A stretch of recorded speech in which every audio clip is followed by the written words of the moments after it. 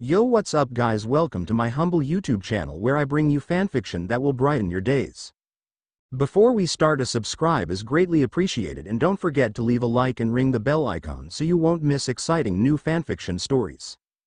Two Worlds Meet. One Punch Man X Tensura, by blackrockshooter5000.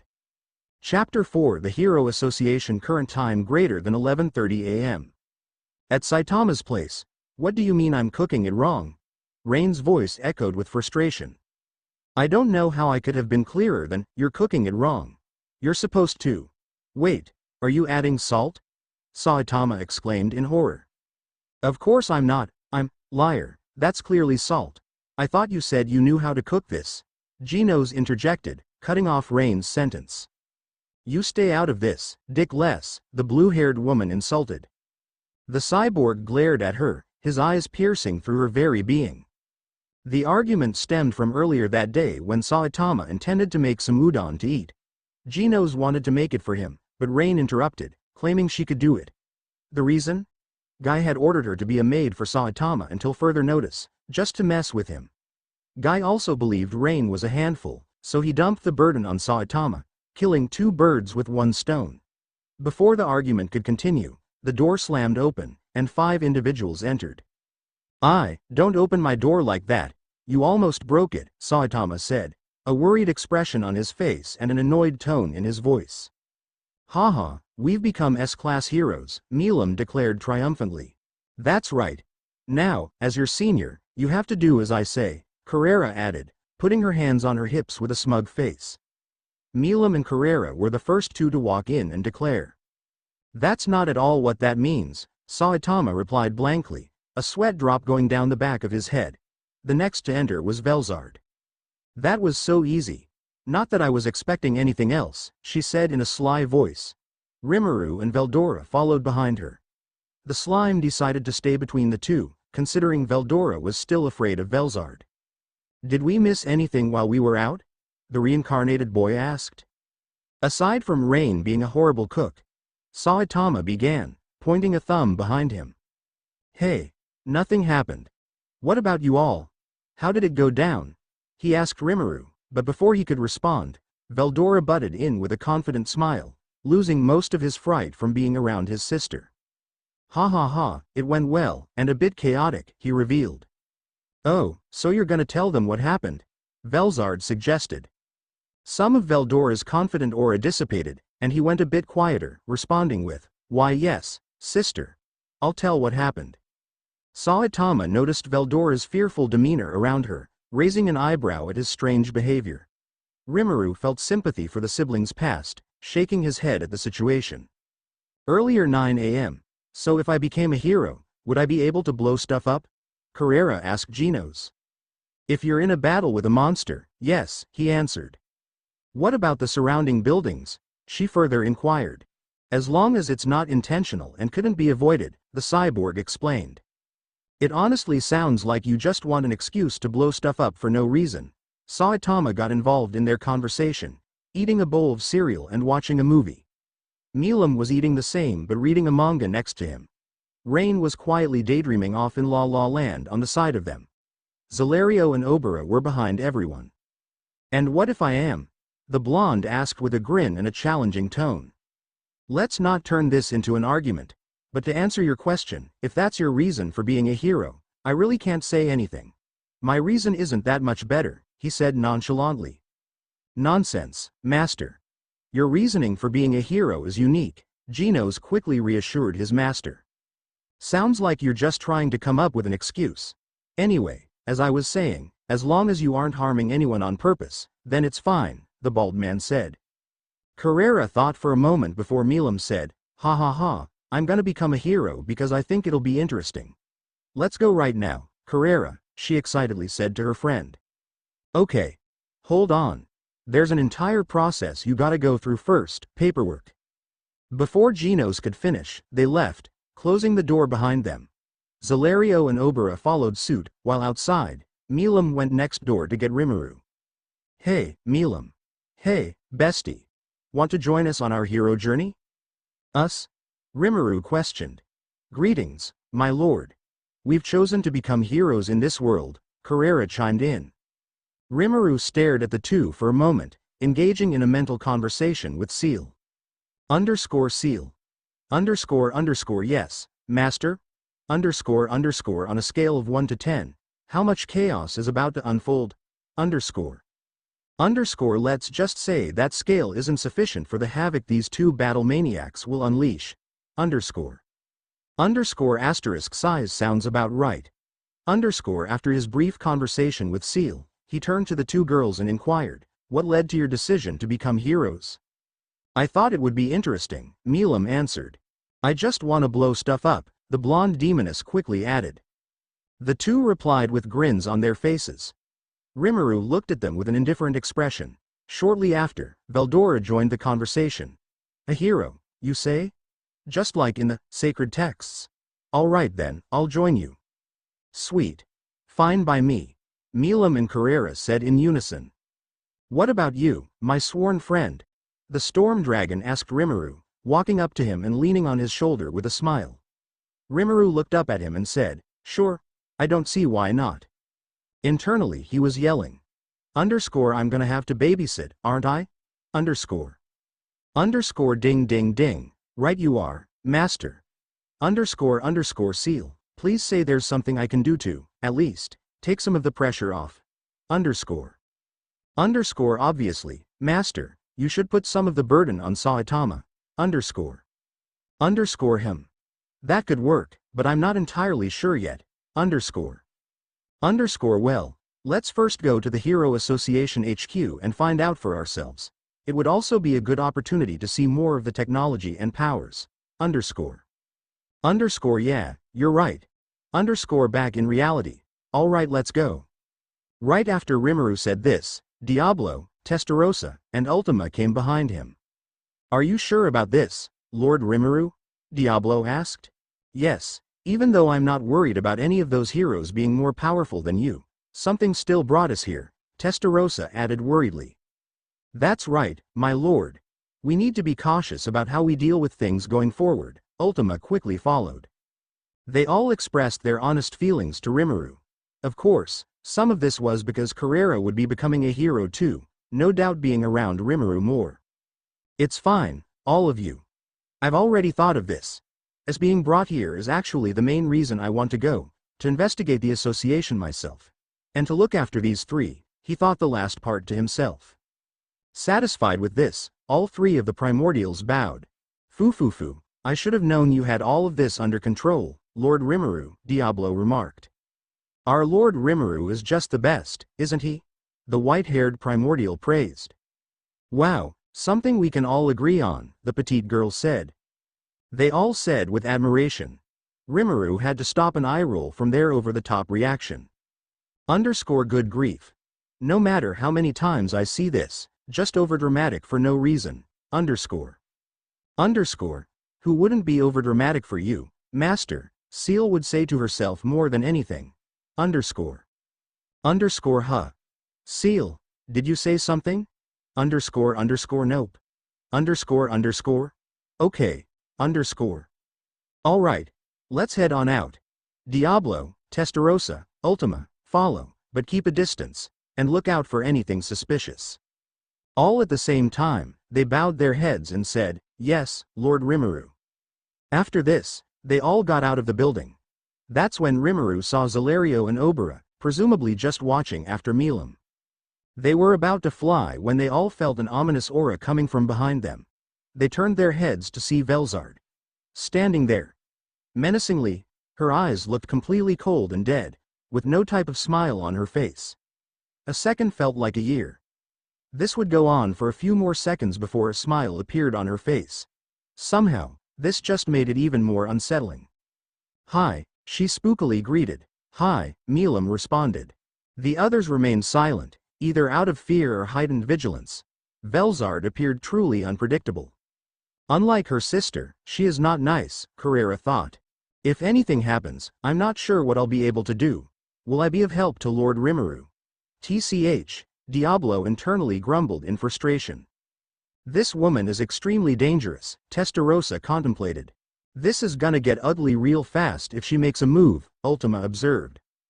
I'll fight for Lady Milam, even if I die, Obera thought, her power swelling. If a fight does break out with Velzard, there's really no reason for me to get involved. I wouldn't be of much help anyway, Zelario thought logically. Fighting Velzard is extremely risky. I know Milam is here, but I haven't seen what Velzard can do up close. Don't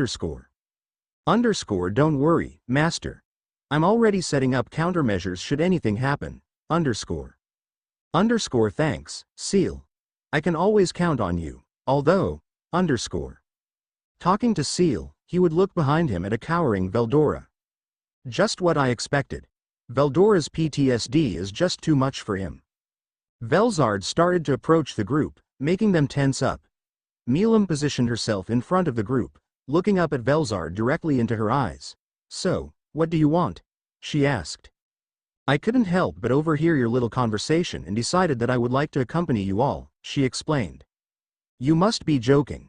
Why would you want to become a hero, actually? Milam asked her auntie. To watch over Veldora, of course, Velzard answered casually. Hearing this, Veldora could have sworn he saw Velzard increase in size with a deadly aura around her, akin to those yanderes he reads about in the sacred texts. Leave that poor boy alone. Everyone turned to a floating Velgrand, holding Masayuki by his waist and close to her. Looking at the hero, Masayuki's face was a mixture of pleasure and exhaustion. I see you're still babying him. You're too soft on him. You have to be rough, Velzard told her younger sister.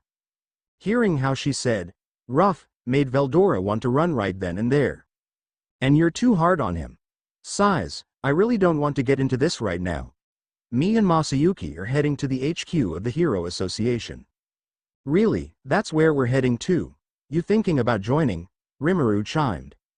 Only to look after Masayuki. Yeah. I wanted to become a hero because I was one in the cardinal world, he told them. I see. We all might as well go together then, Rimuru said. They all agreed and flew off to the Hero Association. Milam was in the front, wearing a grin. Velgrand, holding Masayuki, was right behind her. Velzard followed behind Velgrand. Rimuru came afterward, followed by Carrera. Diablo, Testarossa, and Ultima were following while keeping themselves, as well as their presence, hidden, ensuring nothing suspicious was following them, just as Rimuru ordered. Zelario and Obera were behind them, and Veldora was at the back, staying as far away from Velzard as possible. When they got into view of their destination, Milam, Carrera, and Veldora decided the best way to impress and secure S-Class status was to flex. Not wanting to cause a scene, Zelario and Obera stayed on the sidelines and just watched. Milam eventually landed at the front door, surprising everyone who saw it. She entered, went to the person she thought had some authority in the place, and asked, "Where do I become an S-Class hero?" The person she asked had a shocked expression on his face. Before he could answer, Carrera and Veldora appeared behind Milam in blinding speed, both standing there with nothing but confidence. Staff member. I'm sorry, B, but you have to pass an entrance exam to become one. He replied, scared and nervous. All three weren't satisfied with this, so they all started to float, shocking the staff member, and flew off in a direction that looked important. After the three flew off, Rimuru, Velzard, Velgrand, and Masayuki approached the executive and asked, "How long is the entrance exam?" The staff member looked at them in bewilderment but replied anyway, "It honestly depends on you. A fitness and written exam is given, and judging by how well you do will determine your rank." "Okay. Then, we'll do it," the slime said. "I don't see why we have to rush anything," the white-haired dragoness uttered. "Masayuki, are you all right?" Velgrand asked her lover, a little worried. "Yeah, I'm just still recovering from last night," he told her. The hell happened to him last night? Don't worry about it. Huh. Anyway, hearing what this guy said we had to do to become a hero, I'm sure the written exam was why Saitama ended up so low. Agreed. While that was going on below, the three who flew off were going around trying to find the ones who held the most political power in this place. In the process, A-class heroes were being knocked away like flies. Even some B and C-class heroes became collateral. Eventually, though, a man with a stubbly beard, average height, a regular business suit with a white shirt, and a gray tie stood in their way. The only reason they decided to stop was that the man looked important. Even though you could tell he was nervous, he looked like he had experienced this before occasionally, probably. "Excuse me, but what do you three want? Why are you three causing such a ruckus?" "Ha ha ha, isn't it clear? We came to become heroes," Milam told him. Hearing this made a sweat drop appear on the back of his head. Who would become a hero by doing this? He questioned himself. "So can you help us or not?" Veldora asked. "If not, then we'll toss you to the side," Carrera warned. He stood there in shock for a bit before responding. "My name is Busho, and I am a high-ranking official here. If you want to become heroes, then you have to." Before he finished the sentence, he was cut off by Milam. Yeah, someone already told us. You know what, I know exactly how I'm going to convince you." Hearing her say this, and the face she made him shudder. Before he could react, however, Milam used her hair to grab him and flew all the way to the top of the building, making holes as she went through floors. Veldora and Carrera followed behind the duo. Staff Member 1. "We need S-Class heroes at base pronto." Staff Member 2. "All of the S-Classes are preoccupied right now, or doing their own thing." Staff Member 3. "What horrible timing, calm yourselves. Panicking will only make the situation worse." A young man with hazel eyes and hair, in a neat gentlemanly manner, parting in the middle with gentle flicks outward together with an undercut. Wearing a standard black business suit and a green tie. Sporting silver round-framed glasses. Staff Member 1. "Sir Jinzaran. What do we do?" "For the time being, nothing. All S-Class heroes are busy. And even though Metal Knight sees what is happening, he's not getting involved. Furthermore, if they wanted to kill us, they would have already done so," he explained. Staff Member 3. "But, sir. But what? Nothing changes if we panic. So stop, and all of you calm down," he demanded. They wanted to protest, but they knew he was right, so they decided to just drop it. On top of the building, "Watch how I show you restraint," the Dragnoid declared. Busho, hearing this, was caught off guard by her comment, but what happens next had him speechless. "Drago Buster!" Milam yelled, completely obliterating 4 giant mountains in the background. Busho, seeing this, couldn't help but be blown away by what he saw. If that wasn't enough, Carrera stepped forward next. "My turn," she smugly said, raising her right arm up and charging up a suppressed magical attack. Afterward, she fired off her nuclear magic, doing the same thing Milam did, just a little less destructive. "All right. Time to show." "That's enough," Busho shouted, cutting off Veldora's sentence. The staff member began rubbing his temple from exhaustion. The trio looked at the worker for a few seconds before he started talking again. "We don't usually do this, but since it's clear the type of power you all possess, even while holding back, it'll be completely foolish to turn any of you down." Hearing this satisfied the three, as they all had toothy grins. "Well, even though I didn't get to show off as much as I want, I can always do so in the future. Ha ha ha." Veldora laughed. "A lot sure did happen while I was away." Saying this was a little green-haired Esper, S-Class Rank 2 of the Hero Association, floating in the air above them. Busho, seeing her here, made him go pale. There's no telling what would happen if a fight broke out right now. "Interesting, very, very interesting," Milam said, looking up at the Esper. Tatsumaki floated down towards Milam, eyeing her. Busho quickly intercepted before anything could happen. "Mrs. Milam, Mr. Veldora, and Mrs. Carrera, if we start your papers right now, I can assure all of you will be S-Class," he told them, sweating. Milam stopped her little stare down with Tatsumaki and smiled in satisfaction. The other two did the same. "Good. Lead the way to where we're supposed to go." Milam picked him up again with her hair as he navigated them all to get the paperwork started. Tatsumaki followed behind them. When they got to the room, they were greeted by a middle-aged man with a bulbous nose and gray hair to the right. He wore a black business suit with a white shirt and red tie. "Do you three happen to be responsible for all the commotion?" he inquired. "Yep," Milam acknowledged, gently placing Busho down. Sitch directed them to follow him for paperwork. The trio of mischief-makers complied, leaving Tatsumaki and Busho in solitude. Meanwhile, the physical exam room was enveloped in ice and flames, bearing the marks of destruction with shattered machines, miniature craters, and cracks scattered across. This havoc, undoubtedly, was the result of Velzard and Velgrind's powers.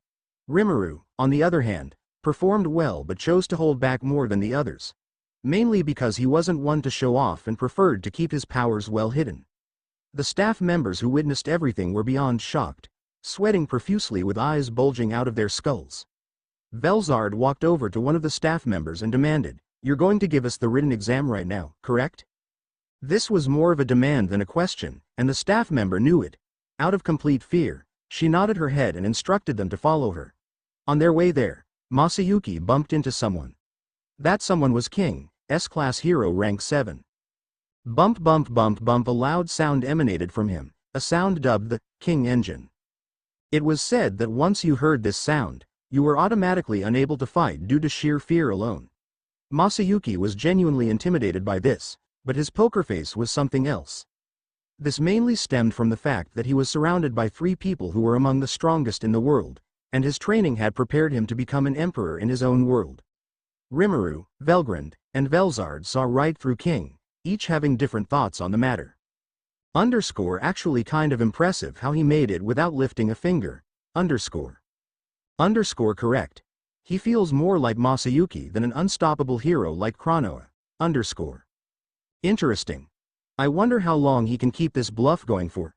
Better yet, are there more heroes in the S-Class of Fake? Velgrind said to herself.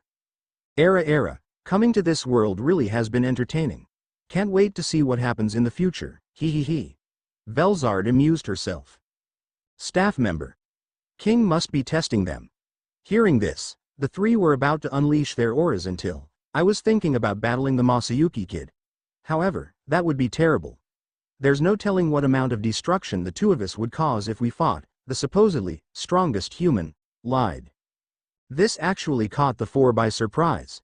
However, catching on to what King was doing, Masayuki played along. Hey, I see you've noticed. Your reputation is true after all. The 2 men walked up to each other, shook hands, and became great friends from there.